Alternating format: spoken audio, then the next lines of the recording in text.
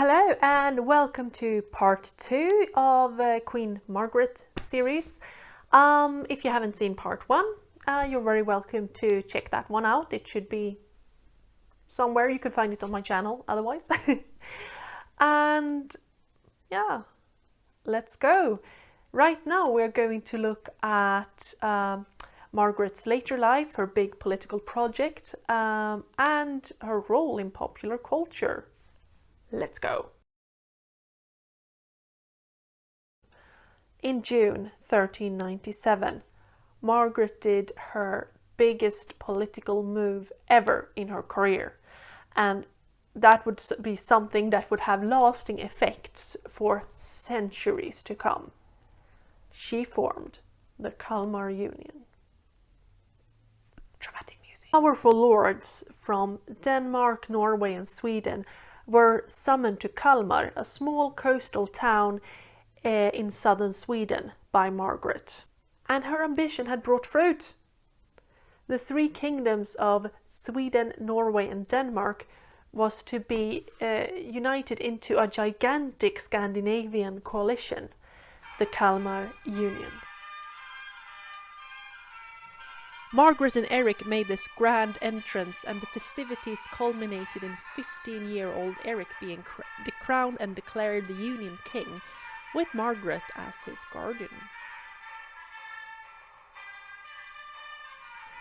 This is a clip from a Swedish 90s television show depicting Margaret and Eric's procession. Bless them, they must have had a budget of like 100 crowns.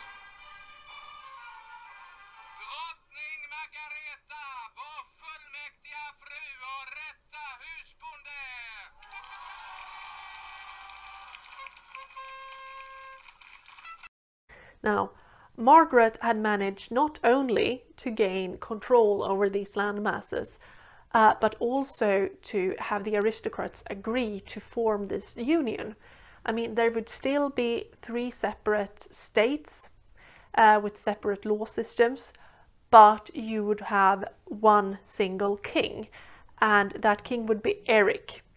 Margaret, however, would be running the show. And this is also where we find the Union Letter, which declares the laws of the 3 states and the monarch's individual power, and as well as something called King Eric's King Letter.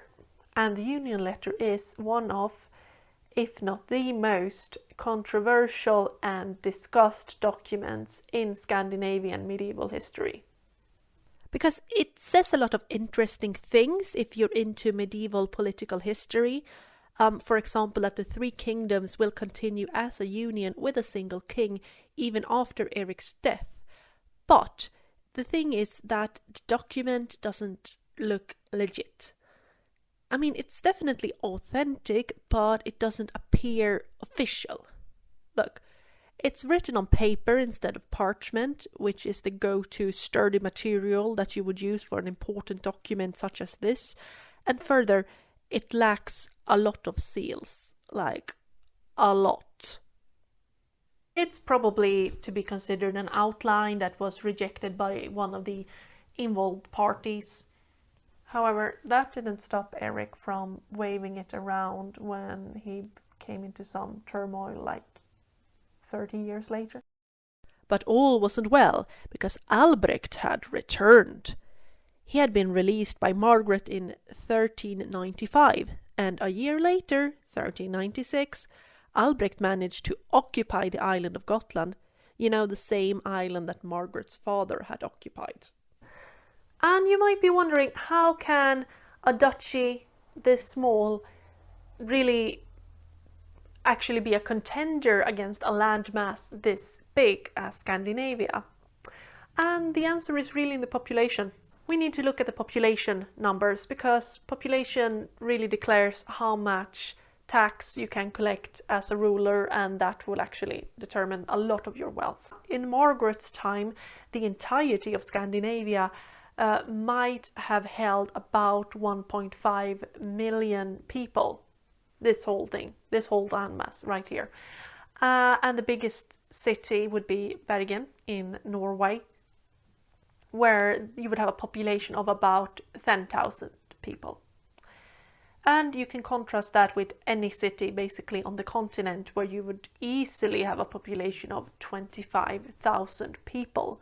So yeah, it is sparsely populated, and that would be an issue for a ruler. Albrecht had money. He could pay for troops. However, his occupation would be quite unsuccessful because he would be driven out of Gotland only 2 years after he occupied it. And with Albrecht active but somewhat pacified, Margaret found herself having another problem. Fake Olaf. In 1401, a man claiming to be Margaret's biological son, Olaf, actually appeared in Danzig. And he claimed that he was the true king of the Union and that Margaret, his own mother, had tried to poison him actually when he was 17, but that he had escaped from her. And I mean, this man had followers. He had many people who believed that this was the case, that Margaret had poisoned him, but he had survived and now he had to take back his throne. And he started to send letters to Margaret demanding that he would have his throne back. Get this, Margaret had to testify and collect evidence to show that no, it's not true. Her biological son was actually dead and this was fake Olaf. I mean, there was no doubt that her son had died in 1387, but she still had to testify. But, however, fake Olaf was captured and he was taken to Margaret. She had fake Olaf transported to the actual place where her biological son had died, and fake Olaf was burned at the stake. And this all happened during the autumn market, so that's like a fun family day that you're out and about on the market, and you know, you have an usurper just burning to death in the background. And Margaret continued to rule and actually had a meeting with Albrecht in 1405, where he actually denounced all his claims to Scandinavia. And she continued to be a big power player in Scandinavian politics. But all stories must have an end, and Margaret's ended actually somewhat similar to how it started. She was born in 1353 at the tail end of the Black Death epidemic. And in 1412, Margaret, now 59 years old, was in Flensburg for political affairs. When an outbreak of the plague struck the town, it also hit the mighty Union Queen, leaving her dead at her ship, which was docked in the harbour. Her story was finally over. But how could a woman such as Margaret find such big political success in a playing field that's so heavily dominated by the boys? And actually it does come down to her widowhood. Because as a widow, Margaret wasn't subjected to her husband, but she could still be the guardian of her son. And when Olaf died young, Margaret actually managed to keep the position that the guardianship had given her.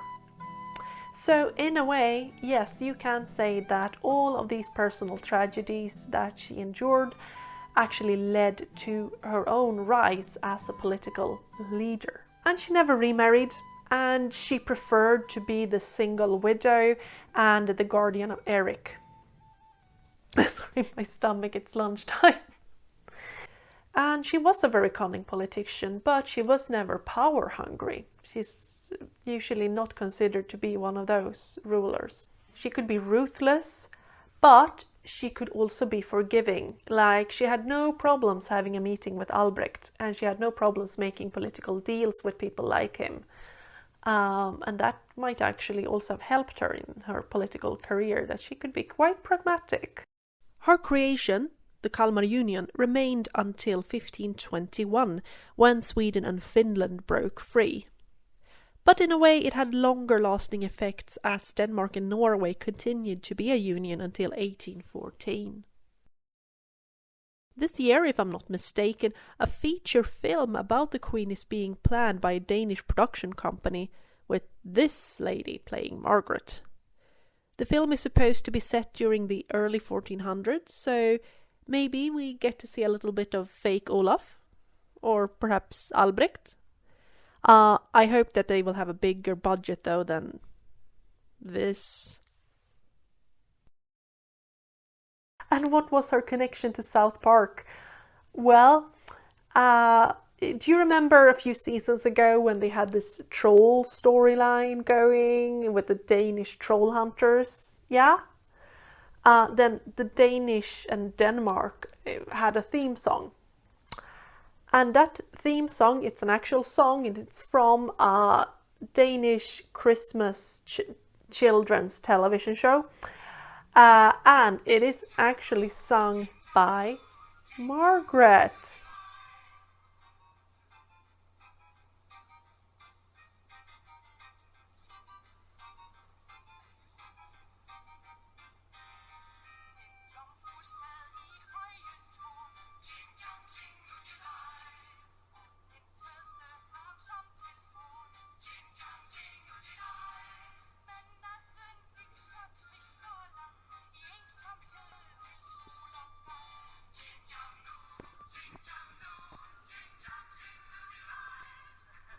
Also, shameless plug-in, but it is supposed to show Margret's Lucia party, and if you are curious about the Nordic Lucia celebration, you are very welcome to check out a video that I made about that. And that's actually everything today. Thank you so much for watching. I'm very grateful for each and every one of you watching. And if you want to support me, you could always leave a little like or a subscription to the channel if you like the content. And I hope to see you soon again. Thank you so much. Bye!